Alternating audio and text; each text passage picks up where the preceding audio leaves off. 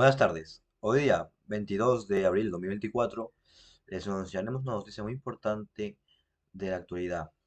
Ucrania, la guerra.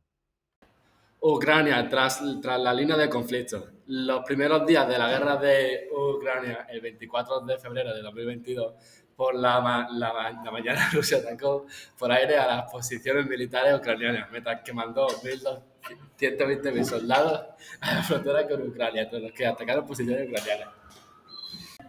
Raíz del conflicto. Cuando se creó la Unión Soviética, durante el gobierno de Stalin, Ucrania pasó por un periodo de opresión, hambruna y pobreza económica.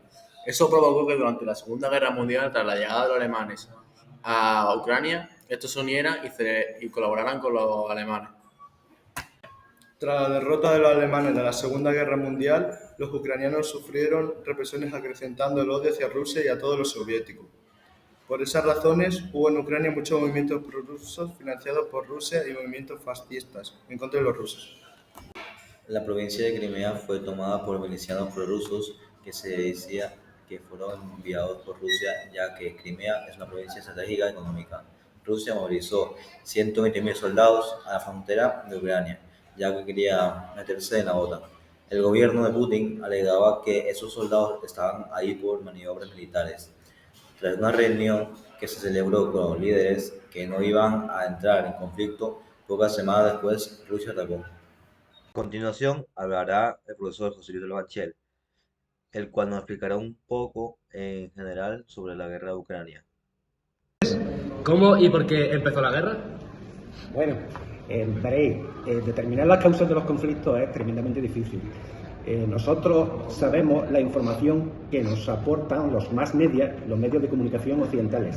Parece ser que hubo interferencias de Occidente en los procesos políticos de Ucrania, en la revolución del Maidán, que derrocó a un gobernante prorruso. Y también parece ser que antes de la invasión rusa hubo intervenciones de agentes estadounidenses, norteamericanos, occidentales en general, para apropiarse de las riquezas de Ucrania y establecer una posición desde la cual desestabilizar a la Federación Rusa. Son 2 años de guerra que probablemente acabarán con la rendición ucraniana por agotamiento, porque Ucrania carece de recursos humanos, recursos financieros, carece de tecnología para confrontarse con la Federación Rusa. Depende completamente de la ayuda occidental. Muchas gracias. ¿De dónde viene el odio hacia los rusos por parte de Ucrania?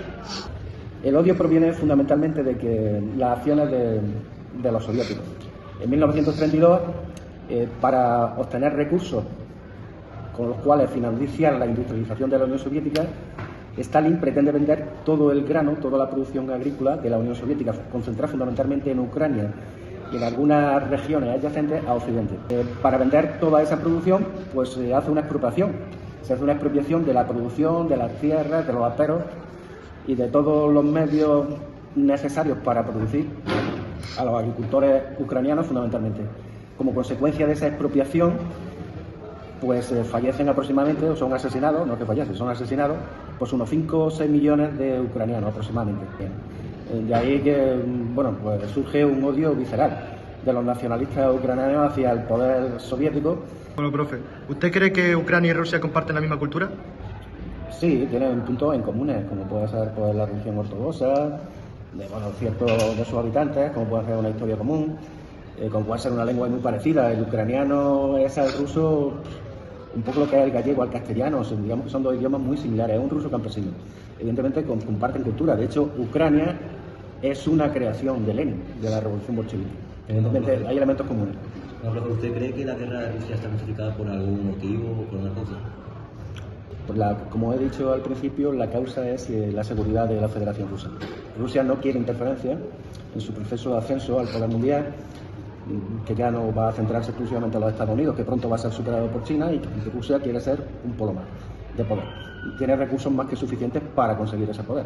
O sea, implementando las políticas que se han implementado en China en los últimos 25 o 30 años, Rusia puede emerger hasta situarse prácticamente a la par de China o aún más. El poder es muy adictivo.